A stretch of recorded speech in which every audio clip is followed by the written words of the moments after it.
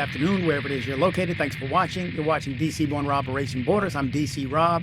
This is your latest travel and tourism news update. I have one good story. Let's jump into it right away. The U.S. travel industry is facing turbulent times as President Donald Trump's sweeping tariff policies, dubbed Liberation Day tariffs, continue to reshape the global economic landscape.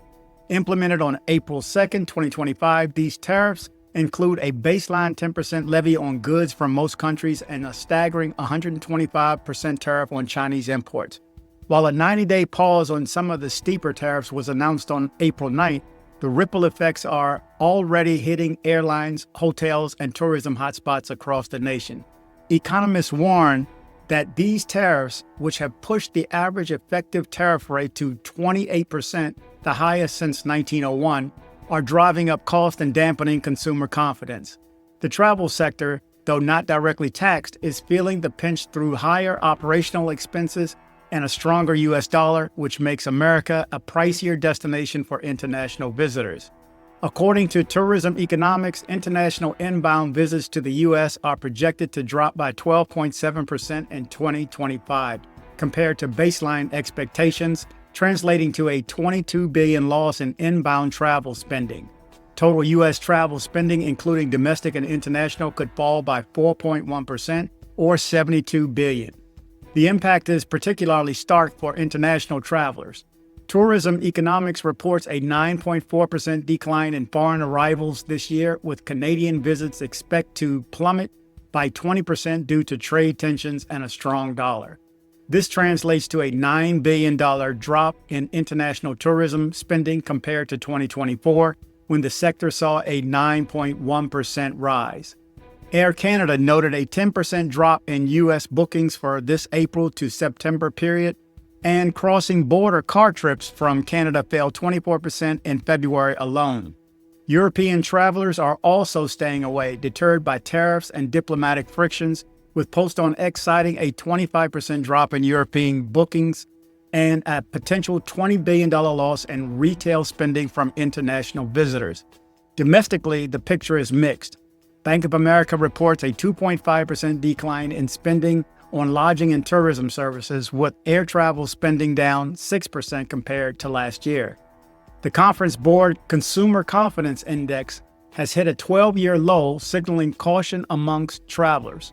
Yet high-earning households, which account for 40% of U.S. travel spending, continue to drive demand, softening the blow for luxury destinations.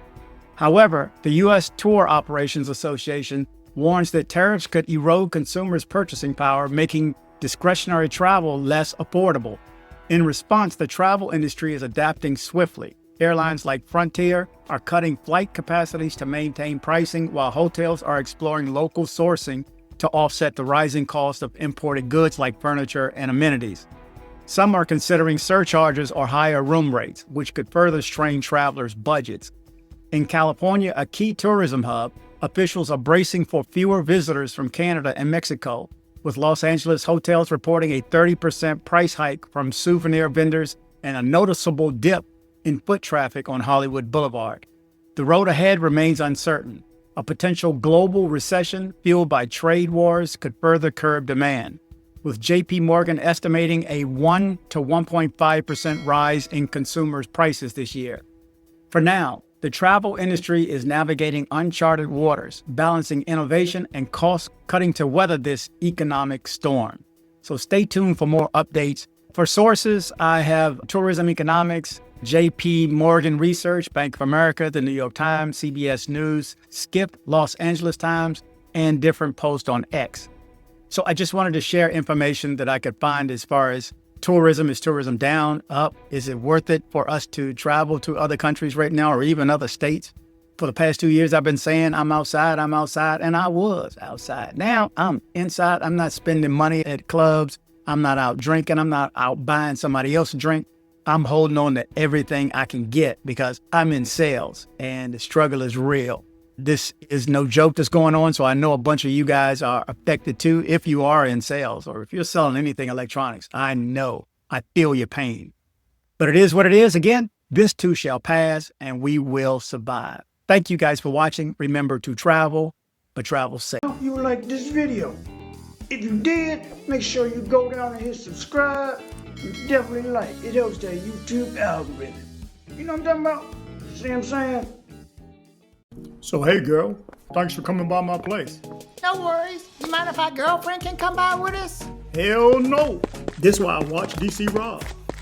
Excited, dili na mag-online. Kung sabay dugayan, chika babes kay nasulan. Idol ipadulan, ako ang padulan. Karamay lumluman, dili-dili na tuluman. Hoy, shock ka, makaloka-loka. Si Buona sexy, lawas murag Coca-Cola. Ang kaanyag ni mo sa akong kalibutan nga saag. Wala ko ikatubag, ikaw ra kong matawag.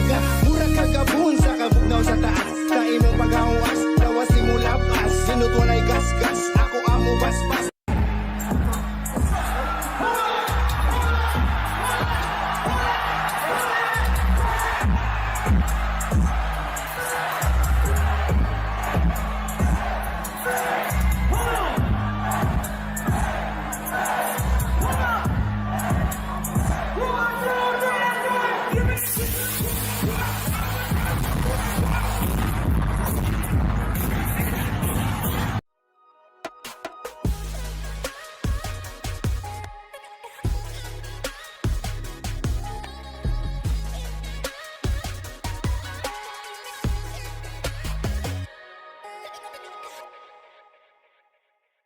Headed to Medellin, Colombia? See my guy Andres with Nomad Travel for safe airport pickups and drop-offs and tours. Contact information in the description below.